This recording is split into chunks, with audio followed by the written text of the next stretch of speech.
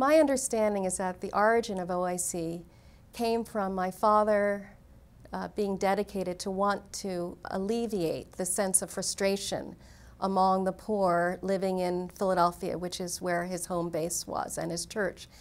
And during the period between 1960 and 1963, there was rioting because people felt a sense of loss, a sense of need. There was high unemployment, a lack of interest in participating in society. And my mother and father would frequently have discussions about how to alleviate the sense of hopelessness and how to reduce the violence that had gotten out of control with riots and so forth.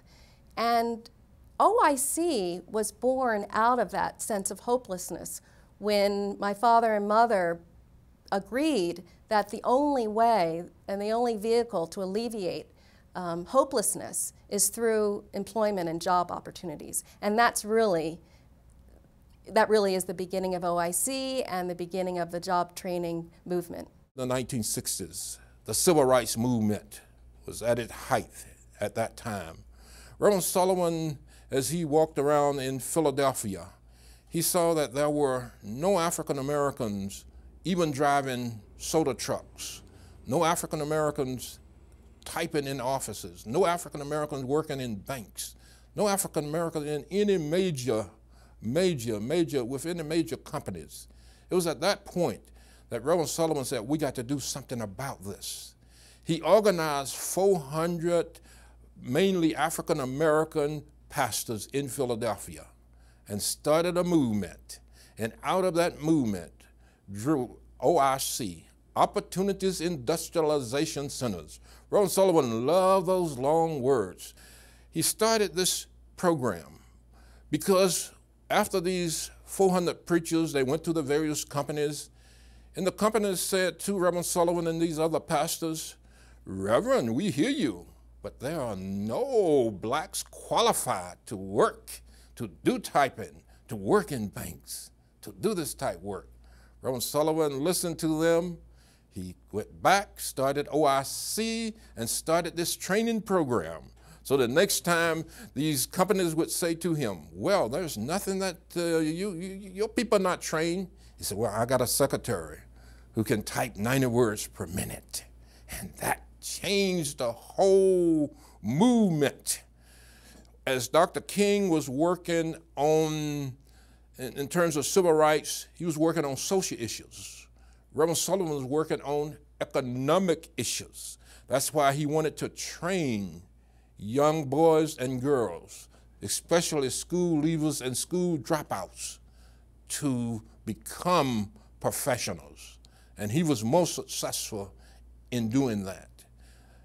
During the days of President Lyndon Johnson's administration, Richard Nixon's administration, Gerald Ford's administration, Jimmy Carter's administration, Reverend Sullivan was able to establish OIC programs in over 140 cities throughout the United States of America.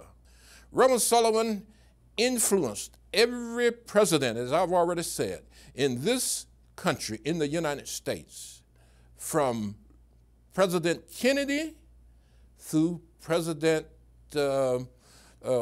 Clinton. He met with every one of them. He did not meet with President Obama. He met with Senator Obama, but he never had the opportunity of meeting with President Obama because President Reverend Sullivan had passed on before he became president. But with all of the other presidents, he met with them, and he told them what they needed to do to change the direction, the economic direction in this country. But one reason Reverend Sullivan was successful in persuading them, just as Mr. Dr. Blue is today, is that he could always say to the leaders, if we train these people, they will get off of welfare and they will be on workfare. They will be paying taxes. They will be making a difference. Rather than being incarcerated, they will truly make a difference. I'm here to help the people who cannot help themselves. I'm here to help the people who do not have shoes on their feet, who do not have shirts on their bodies. Those were the people that Reverend Sullivan helped. But I remember we was in Philadelphia, and we went to the old jail where those who know the history of OIC, it started in an old jailhouse in Philadelphia. That's what the city of Philadelphia gave to Reverend Sullivan to start OIC. The old jailhouse is there. We walked in there, and there were at least 10,000 people just standing around just to touch Reverend Sullivan as if he was a super hip-hop singer or something. I've never seen anything like that. They just wanted to put their arms around Reverend Sullivan. That was not only true in Philadelphia, it was true all over the world.